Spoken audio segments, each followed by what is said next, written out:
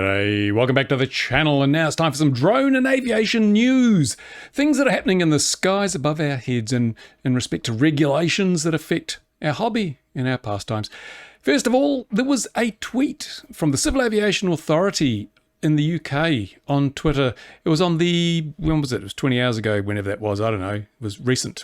just the other day, yesterday, something like that.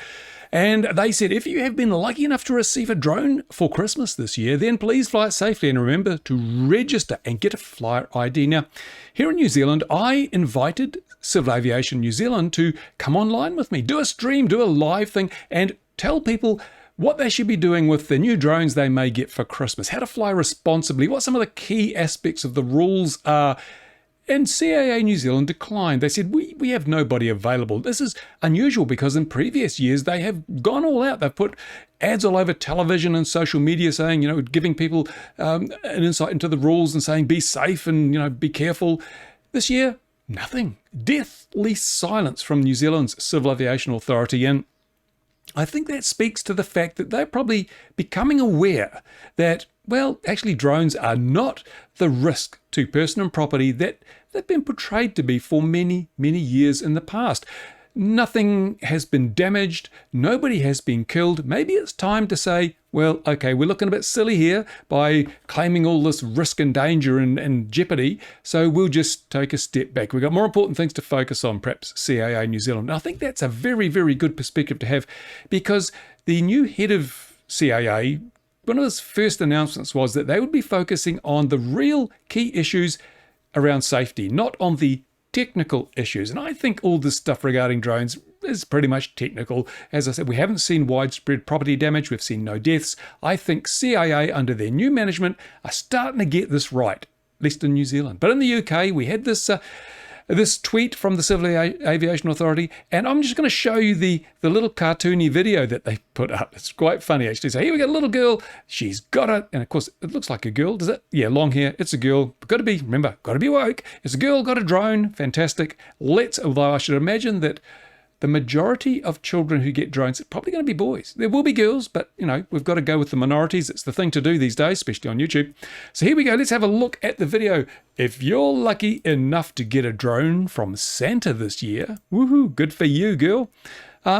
Then, let me just carry on. Please fly it safely. Not a problem. Good on you, CAA UK. That's wise words. And look here. Airprox. We've got Santa coming in and there's a drone. My goodness. Is that 100 feet of vertical separation? I don't know. Anyway, let's see what else comes in this little cartoony video. So there we go. Flying around. Now, here's something interesting. Well, let me just go on a little bit further. It says here, and in most cases, you'll need to register and get a flyer ID from the CAA in the UK. Get the little card. But here's where things go off the rails a bit for CAA in the UK. Now, Santa here's flying 3 drones, not 1, but 3 drones. Can he actually do that? Let's go back to my tweet. I tweeted a response to the CAA in the UK. I said, is a single operator really allowed to fly multiple drones at the same time in the UK as illustrated in that cartoony video? That's fantastic. I don't know of any other regulator that allows this. And in fact, I don't know of any other regulator anywhere in the world that allows people to fly multiple recreational drones at once. One person, multiple drones. Not allowed anywhere in the world that I'm aware of. And indeed, Sean from Geeks Varna comes up and says, point 16 of the UK drone code does state, do not fly more than 1 drone or model aircraft at a time, as an example of ensuring that you are not distracted when flying a drone. So here is the CAA saying, be safe, and demonstrating how not to be safe. This is interesting because I think it proves the assertion I've made over a number of years now, where regulators, they're not the sharpest knives in the drawer. They really do not have a clue. They're preaching from behind wooden desks and ivory towers. They just don't understand what's going on in the hobby, but they know better than us about all these things, and they're prepared to be hypocritical if it suits them. And that's exactly what we've got here. Utter hypocrisy. Fly safely, but hey, we can show Santa flying multiple drones which is a breach of the drone code. No. Anyway, I got a chuckle out of that. I thought that was quite good. I'm sure, by the way, CAA UK did not respond to my challenge. I was not surprised. Sometimes it is better to remain silent and be thought to be foolish than to open one's mouth and remove all trace of doubt. That's the motto at CAA UK, I suspect. I'm going to upset a few people there, aren't I? Never mind. Now, something more sobering, and from the world of real aviation, real planes, by that wonderful tome, the Daily Mail, whose word cannot be doubted. It's a tabloid, but the facts are probably going to be roughly right. And they're claiming that a jet flying from Gatwick to Costa Rica has had its windshield smashed by a block of ice. Let me just read this from the start of the story. It says, a British Airways jet suffered a shattered windscreen when a block of ice fell from another plane flying 1,000 feet above, causing misery for passengers. The Boeing 777 was flying from London, Gatwick, that name rings a bell, to Costa Rica at 35,000 feet when the ice struck its windshield, a 1 in a million chance. Well, hang on a minute. There's a few things here. How do they know it was ice? How do they know it was a block of ice that hit the windscreen? Let's take a look at what it did to the windscreen. It's not shattered, but it is cracked, okay? There was no intrusion, but it did crack the outer layer. It looks like just one outer layer of glass has been cracked by the impact. How do they know it was ice? By the time they landed and checked, there'd be no trace of any ice. It would have melted, surely. So all you would know is something hit the windscreen. Knowing the Daily Mail, I'm very surprised they didn't say it was a drone, or at least an ice drone. But no, they're saying it's ice. And what they say, 1 to 1 chance that it was this was a 1 in a million chance. I think it'd be a lot higher than that. What really are the odds of one aircraft flying at 36,000 feet, dislodging a chunk of ice that then strikes another aircraft 1,000 feet below it, hits it in the windscreen, cracking the windscreen? There's a lot of long bows being drawn there. And I don't know. But hey, it makes a really interesting point, because despite the fact this could have been a kilogram of ice or something off the wing of a big passenger jet flying 1,000 feet above, falling 1,000 feet straight into the windscreen of an airliner traveling at several hundred miles an hour, and all it did was crack the outer layer, right? No intrusion, no penetration. And it kind of proves that if we look at drones, take for example, the latest Mavic 3 Cine, it's about 900 grams of very, very thin, flexible, frangible plastic. Is that really going to cause more damage than that big chunk of ice that's fallen 1,000 feet? I don't think it is. I really don't think it is. So we've been told for years that drones can go through the windscreens of passenger jets, disable the pilot, and cause all on board to die in a fiery ball of flame. But it's not the truth. This is untrue. Let's go down to the bottom of the story, because some interesting stuff here. It says cockpit windshields are around 2 inches thick, made from various layers of mineral glass and clear plastics laminated together. Now, that's how you make bulletproof glass. You get polycarbonate and glass, and you sandwich them, alternate them from one to the other, so that when there's an impact, it is distributed across a very large area of the glass. The glass itself is quite strong, but it's very brittle. So if you distribute the impact over a large area, you dissipate the energy quite quickly, and therefore it becomes very hard to penetrate something like that. That's why they're made this way. It says the windshields are extremely heavy and made to withstand bird strikes as well as ice falling from the air. Now, how often does ice fall from the air and hit an airline? It says 1 to 1 chance. So why would you design it for something that's 1 to 1 chance? I don't know. This is the Daily Mail. There's probably a lot of BS in here. But it just goes to show that if a big chunk of ice can't go through the windscreen of an airliner, what chance does a 900-gram plastic drone have? I would say a big fat zero. And it says here, that's the windscreens, are comparable to bulletproof glass. And indeed, that's how bulletproof glass is made. Layers of Lexan or polycarb and glass alternating, distributing the stress over a wide area, makes penetration very, very difficult. So if our airliners have bulletproof glass, it really is a plastic drone going to penetrate. No, it is not. This is important, because what we're seeing now is the stories, the lies, the hyperbole, the bullshit that the media, that regulators, that anti-drone companies have been spreading about the risk associated with recreational drones and airliners. That fabric of lies is unraveling. It's fraying. It's coming apart, because this kind of story proves that there's no way on earth that a 900-gram plastic drone is going to go through the windscreen of an airliner. If a chunk of ice falling 1,000 feet from an aircraft above is not going to do it, a plastic drone And remember, if you're going to hit a plastic drone, you're going to be flying much lower. This was 35,000 feet, where aircraft fly at very high speeds. We're looking at almost sonic speeds, 500-600 miles an hour. Once an aircraft comes down to drone height, which is typically, a few hundred, few thousand feet, it's flying at less than a third that speed quite often, the third to not even half that speed. So the impact is going to be much, much less energy. So we're seeing the bullshit falling apart before our very eyes as stories like this just go to show how much misinformation we've been fed. And I'll get onto that a bit later on. Anyway, another story, and this is a very serious one, a very sad one. In Texas, a Cessna Caravan, that's quite a large single-engine GA aircraft, collided with a paraglider or a paramotor. That's those little sort of fabric wings with a motor on them, and people start them up and fly around. And unfortunately, the pilot of the manned aircraft, or the Cessna, and the pilot of the paraglider both died. Now, Blancolirio, or whatever his name is, I forget the name of the channel, but I'll put a link to an excellent video in the description of this video where you can go and get more information, because he does a great analysis of this particular incident. What basically happened was there was someone in a paraglider flying at 4,800 feet, and there was someone flying a Cessna Caravan at the same altitude, and basically they tried to occupy exactly the same piece of airspace at the same time with fatal consequences. That's what happens.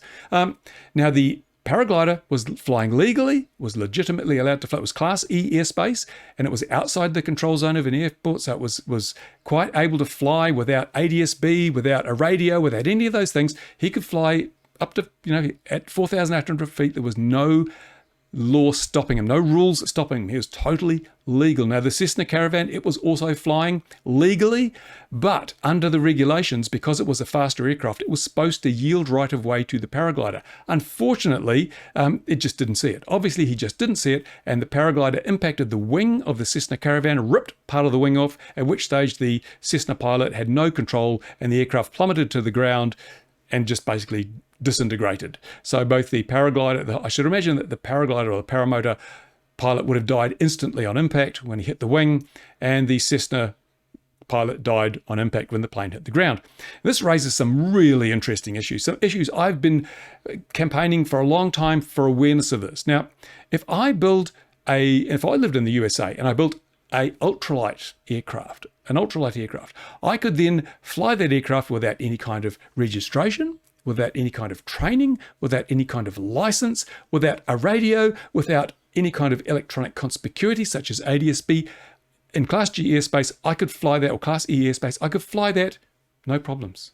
No legal impediment to doing that. The FAA really doesn't care. It leaves it up to the community, the paraglider community, to police themselves.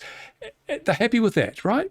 Even though we've seen a number of instances where there have been some near misses with paragliders and manned aircraft, now we've got a fatality, and also paraglider pilots die regularly through accidents when they misjudge things or something fails. There is a death toll associated with these ultralights and paragliders, right? So they're not 100% safe, not like drones. Yet if I was to build a 251-gram RC model of the very same ultralight that I'd built without any kind of regulation involved, I would have to register, I would have to sit the trust exam in the USA, I would soon have to fit remote ID. All three things. None of that's required for the actual aircraft, which is, 250 kilos, I think, or something like that is the weight. But if it's 251 grams, I have to do all those things. The regulations are disproportionate to the risk. And this is my big beef with all the regulators and the whole hobby of radio control models and drones. The regulations are totally disproportionate to the risk, and that cannot be allowed to continue because we have manned aviation causing fatalities every day in the skies over our heads. There have been an enormous number of mid-air collisions between manned aircraft in the North America alone in the last 2 years. People have died because manned aircraft keep crashing into each other. Yet we're told we cannot fly a 250-gram drone FPV without a spotter to make sure we're not going to crash into a manned aircraft. Yet you can fly a 1-ton manned aircraft without a spotter in the passenger seat and crash into another manned aircraft. That's okay. How does that work? That does not work. There has never been one death evidenced anywhere on the planet as a result of someone flying FPV without a spotter. Yet we have seen an increasing number, and the number's going up all the time, increasing number of manned aircraft crashing into other manned aircraft due to lack of situational awareness, and there's been no call for mandatory ADS-B in all classes of airspace. But hey, what are the regulators doing? They are not addressing the real problems. They're too diverted by focusing on our hobby and trying to vilify us and trying to regulate us into tiny little grassy fields to realize that there's a much bigger problem costing lives every day. And if they keep ignoring that big problem, more people will die. Now, this is going to be the thrust of something I'm planning for the new year, late this year or early next year. I'm going to announce my plan of attack for 2022 because a one-man crusade, I want this stuff fixed. I want this overregulation vanquished. We're not going to have it. It's not acceptable to our hobby. It will be the death of our hobby if we don't do something about it. I've set myself a goal of having some of these ridiculous rules overturned before the end of 2022. I'll need your help to do it. I'll explain how that's going to happen. But if we don't do it, we might as well just pack up and go home now. I get emails every week from people saying, oh, the hobby is now too complicated. There's too much regulation. It's too risky. I'm hanging up my planes. No, I'm not having that. We've been doing this safely for decades. We do not need to be told by a bunch of desk jockeys sitting in an ivory tower what we're doing wrong, what we're doing right, while they're allowing manned aviation to claim lives every single day of the week. Not having it on my watch. So be careful. I set goals and I usually achieve them. I work very hard. I throw everything I've got at achieving my goals. All the time, energy, effort, resources I have at my disposal are focused on solving these problems. That's my goal for 2022. I'll tell you about that in an upcoming video. Do you want a live stream or shall I just do an edited video and present it to you? Or shall I premiere? I don't know.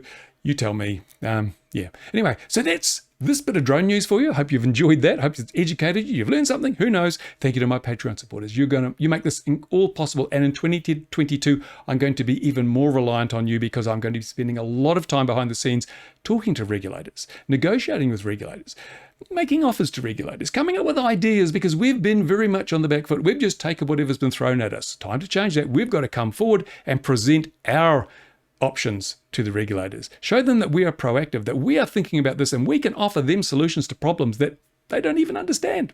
Anyway, watch for that video coming up soon. In the meantime, I'm editing up footage, flying footage from the weekend. I've got reviews coming out my ears, as you've seen on RC Model Reviews. So I'm a busy guy. I love the summer. Lots of energy. I really love doing things in the summer. The days are longer. It's more comfortable. Hey ho. So anyway, thank you for watching. If you like the video, give it a thumbs up. If you don't like it, give it a thumbs down. And nobody but me will know because YouTube is rooted. Anyway, thanks for watching, guys. Bye for now. Overregulation is like a tumor. It's killing our hobby. It must be terminated. Now!